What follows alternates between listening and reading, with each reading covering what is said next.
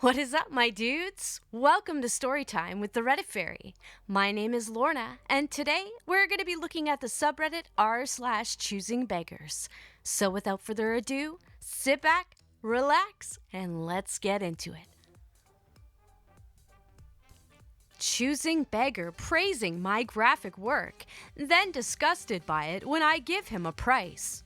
Posted by user Friedheim. When I was 17, I had gotten into graphic design. It was something to do when I broke my leg and couldn't play football, soccer, anymore. I was actually much better at it than I thought, and decided I would start selling some of my work. I was a huge gamer then and enjoyed the community, so I made logos, banners, advertisements, and much more.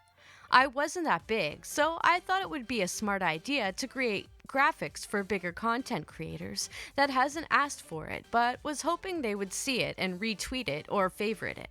I made stuff for Nadeshot, Optic members, Scuff controllers, G Fuel, Courage JD, the list goes on. At this point, I had attracted some clients. I didn't have any bad experiences until I get a DM from this kid who was starting a Fortnite channel and needed a logo, a header for YouTube, Twitter, and Twitch, alongside a personalized overlay with socials on it. He had a very exact and outgoing design he desired. I didn't mind doing it for him. We chatted about the design for nearly 45 minutes to an hour, and then I told him it would be around 130 pounds, because not only was he asking for a lot, but he wanted it to his exact specifications. I had mentioned that I was a footballer, and I was doing graphics as a side business and for fun. The work would have taken at least a week of my time, so not only was he paying for the graphics, but also for my time. When I told him the price, he said, "All right, that's fine, mate. Could you do the logo for me first and I'll see if I like it?" I replied, "Sure. I'll give you my PayPal to send me half now and half after I'm done." This completely angered him, and he started going off about how trash my work was, and this is payback for his country defeating my country in the 2 world wars.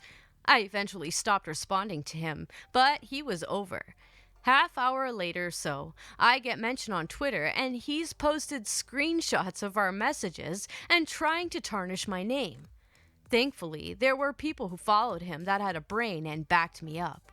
Sorry for any errors with my English and for the length of the read. I hope you enjoyed my little encounter with a choosing beggar. Oh, I hate this. Kind of it belongs in entitled people too. Like, why do they think they're so entitled to free stuff? Or like, why do they think that they're the exception to the deposit rule? I mean, any artist with half a brain should know that they take, half down as a deposit to make sure that that person's not going to run away after you've already finished it. You know what I mean? Like, it's just smart business to get a deposit for something. So, geez, the entitlement. I'll donate money, but give me half of it back. Posted by user Kuma_from_arg. I'm going to tell you about something that has been happening to my girlfriend, who is an artist with a Patreon page, and the latest and dumbest happening. Since the start of the year, she has been slowly getting more and more patrons. But with that fame came the vultures. More than once a month, somebody contacts her offering to be the manager of her account, saying they would help her reach 100 patrons in a month, and they only wanted a piece of the pie. Of course, she sends them packing because, let's be honest, nobody in a million years will fall for that shitty con. But today, a new contender jumped the ropes and stood in the ring with the world's dumbest proposal. I do have the images of the chat, but they're in Spanish and would be a hassle to edit them and translate them. So I'll give you a shorter translated, clearer, and less idiotic version here. Choosing beggar. I do donations 50-50. Girlfriend. What? Choosing beggar. You have a Patreon account. You get donations, don't you? If that's so, I'll donate, but I want half. Girlfriend. What do you mean? Choosing beggar. My donation. I want to make a donation, but half the money goes back to me. Girlfriend. So you want to donate $10, but I have to give you $5 in return? Choosing beggar. Yes. It is not like you want all the money for yourself. Girlfriend. That's how the page works. You do a donation to support my work, and I get the money. In return, I do work for it. Choosing beggar. I also work for my money. Do I want half of it? Are you saying my work isn't worth it? Girlfriend. But you aren't working for my page, and you would be paying for my page. It doesn't make sense that you want half. Choosing beggar. Forget it. You clearly don't understand. I mean, what the fuck? I did skip some dialogue that didn't add to the main issue, and some parts that didn't make any sense from the guy, but still entitled and choosing beggar. Double combo. What? I don't get it. Let me see this comment. He was trying to scam her or involve her in money laundering, make a donation with stolen credit cards, and have her send back half as her own money. Oh, so I see. They're trying to do a scam. Man, people are sneaky. Not enough. Posted by user Young Tax Returns 445. So, this ain't going to be the most exciting story you've ever read, but it's something. So, I work in a flour mill, and we basically bag flour and wheat/seed, and every once in a while a bag might rip, therefore rendering that specific bag useless. Every time this happens, they either throw the bag in the trash or let an employee who's willing to take it have it. Now, my dad owns chickens, which he raises primarily for eggs, etc., and he was running low on chicken feed one day and asked me if it'd be cool to get a bag of seed that he could use for food. I tell him that I'll ask and bring the next bag they let me have home, to which he essentially says, okay. So a couple of days, probably over a week, pass until I'm able to get a bag. The bags are 50 pounds, by the way, and this bag was full. So I get permission to take it after work, and I do. So I get home, take the bag into the garage, and go tell my dad I got the bag of seed he wanted. He replies by pretty much telling me, "It's about time." Fair enough, it did take me a while to get it, so I'll give him a pass there. But he comes out to the garage, sees this 50-pound bag of free seed, looks at me, and tells me, "This is it?" I say, "Yeah, why?" And he pretty much says that it took me so long to bring him so little. I laughed it off, but deep down within I was both surprised and felt a little bit disrespected. Anyways, I know this ain't the most interesting story, but I'm pretty sure most people have had a situation slightly similar to this. Yeah, I'm pretty sure most people have. Parents can be, family in general can be expectant, I guess. Oh, that sucks. Just be happy. You didn't have to go get it yourself. Tried to give away an old RV for free. Posted by user XGenie. I'm thinking this might be a good place for this. Backstory is, we needed to get rid of an older RV, a 1992 model, a very large 40-foot Class A motorhome. So, I put an ad on the Fakebook marketplace. I was very, very clear about the very poor condition, clearly stating it could not be lived in several times through the ad. Also, was very clear that while it wasn't running because of a dead battery and old gas, that both engine and transmission are still good. I was also very clear that someone couldn't show up and just drive it off because of this. I had pictures showing the rolling turd. In a single day, I received no less than 225 people inquiring about it. No less than 185 said they wanted it to live in. who then got angered when I said it was not livable. One even asked if I could deliver it approximately 300 miles away for free, as she needed it to live in it. Others, at least 40 people, asked me to deliver it around our area again for them to live in. I had people who thought they were going to show up after midnight to look at it. Like, I'm going to go along with that. Several folks thought they could pull it with their cars. Who then got very nasty when I enlightened them that they couldn't pull a 40-foot Class A motorhome with a 94 Buick or other car. I had a guy who told me he had a semi-wrecker, which is what would be perfect to tow it with actually show up with a regular pickup truck. Surprisingly, the truck didn't even budget. Suffice to say, it's still sitting. Though a couple of guys have been trying to work on it for 4 days now. I went through this when I was selling my truck. There's just people, somebody offered me like I think he said like $125 or something. And I'm just like, dude, I'm asking $1,000. What is going on in your mind that would make you think that I would accept that? What? Woo, people make me scratch my head. Oh boy. Choosy Ant complains free food wasn't fancy enough.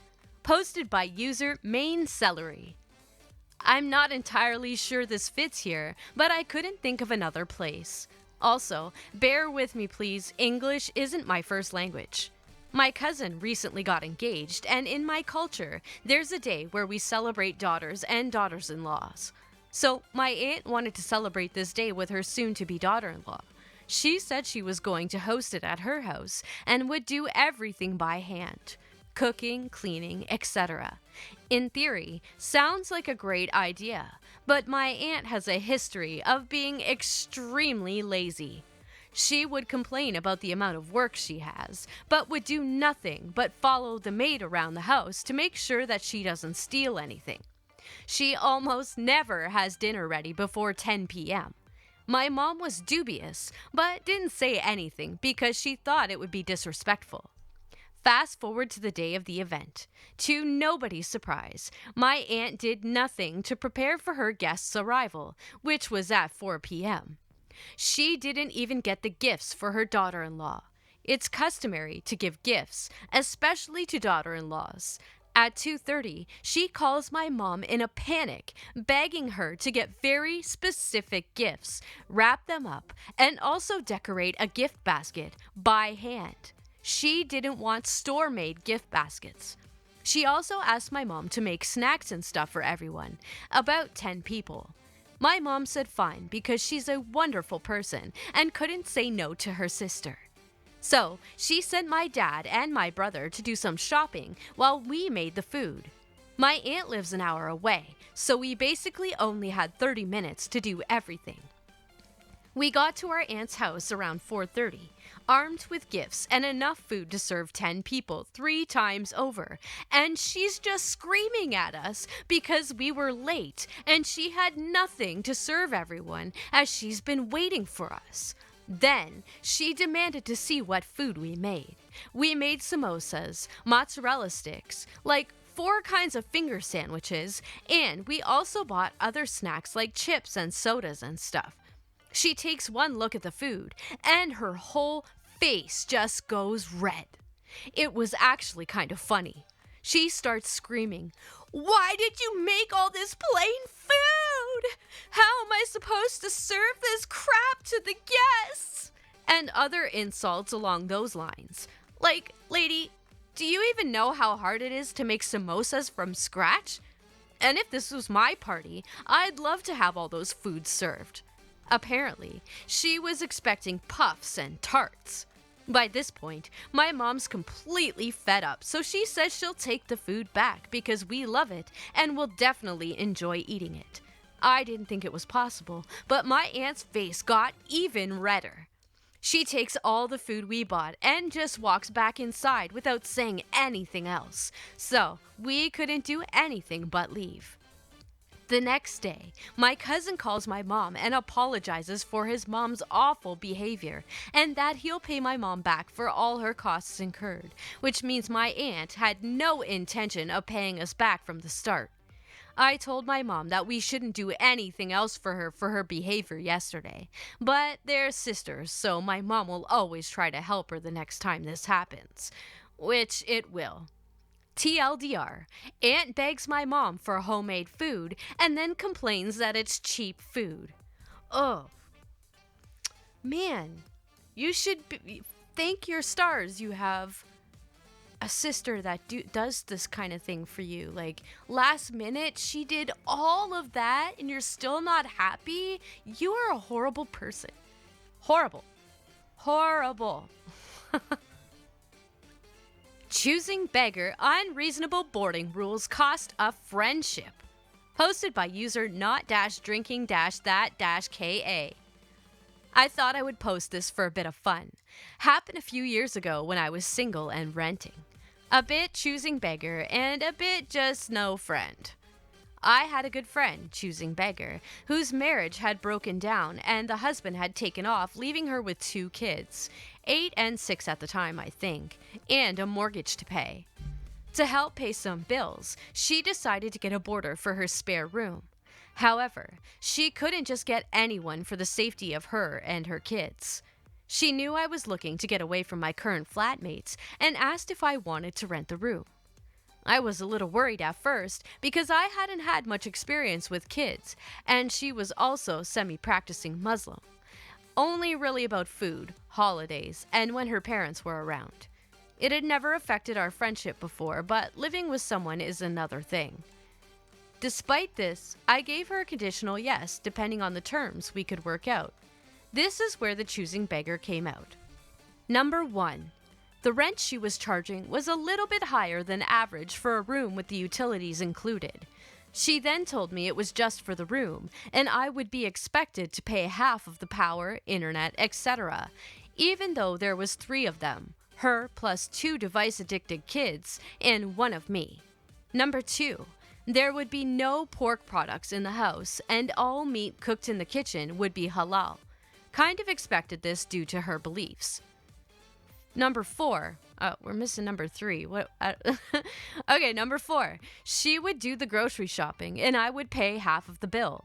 First, I expected I would be buying my own food. Second, why would I be paying for half the food for her kids as well? Number 5. I would be sharing a bathroom/toilet with her kids. She had the master bedroom with an ensuite, and it was my sole responsibility to clean it. Number 6. Though she had a large double garage, I had to park on the street. I was allowed to park in the driveway at night after she put her car in the garage. This was because she had set up a makeshift kitchen in the second part of the garage for cooking spicy foods, as she didn't want the smell to get into the walls and furniture in the house. Number 7. She wanted me to let her know my work schedule. I was still new at my firm and was on call for just about everyone, so I couldn't do this even if I wanted. So, if she ever got stuck somewhere, she would know if I was available to look after the kids. Because obviously outside of work, I wouldn't have any personal life. Number 8. If I got a girlfriend, she was not allowed to stay over. Fair, because of her kids. And if I was not coming home that night, I was to text. Unfair, because I am not her kid. Number 9. Her parents were not comfortable with her living with a man, especially one not from their religion, though they knew I would be living there. So, not to aggravate them further when they came over, could I either go out or stay in my room? Number 10. And finally, the room itself. I thought I would be in the spare room, which was quite a decent-sized room. However, the plan was for the youngest child to move into the spare room, more room for toys, and I would move into the child's old room. The room was tiny. It barely had room for my queen-size bed and desk, and this was only if I pushed the bed right up against the wall.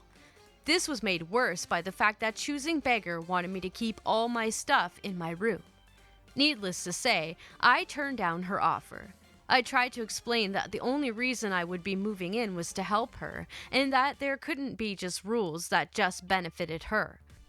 Well, she got upset at that and said I was being picky and wouldn't be able to find a new house like hers and in such a good area for that price. That she was doing me a favor getting me out of my flat, and that if I turned it down now, I would miss out as other people were already inquiring about the room. I left it at that. I tried to make contact with her again a bit later to smooth things over, but was brushed off and I eventually gave up.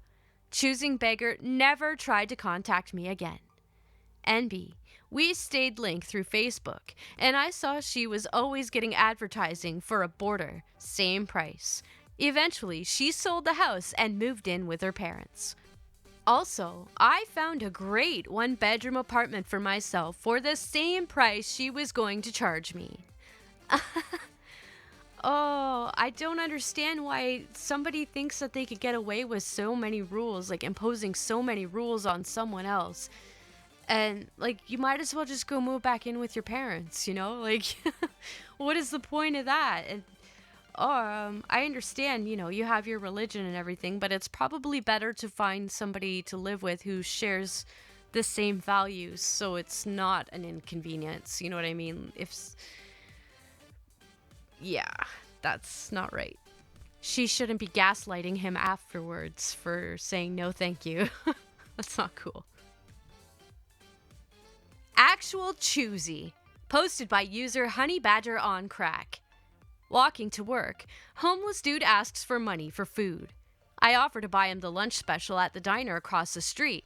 I often have lunch there and know their lunch specials. He agrees, surprise, and we cross the street. We enter and go to the counter. Waitress asks what he wants, and he starts to order the most expensive drinks and food off the menu. Stuff I've never bought for myself as it's too expensive. I interrupt, tell waitress he will have the special, which is $7. Here is $10. The rest is your tip. It's all yours if he doesn't order. See you tomorrow. He starts sputtering. I hand the bill to the waitress, who knows me, and leave.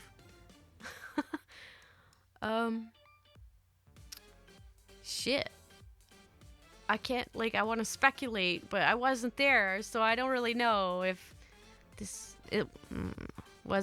this happen? I don't know. It might have.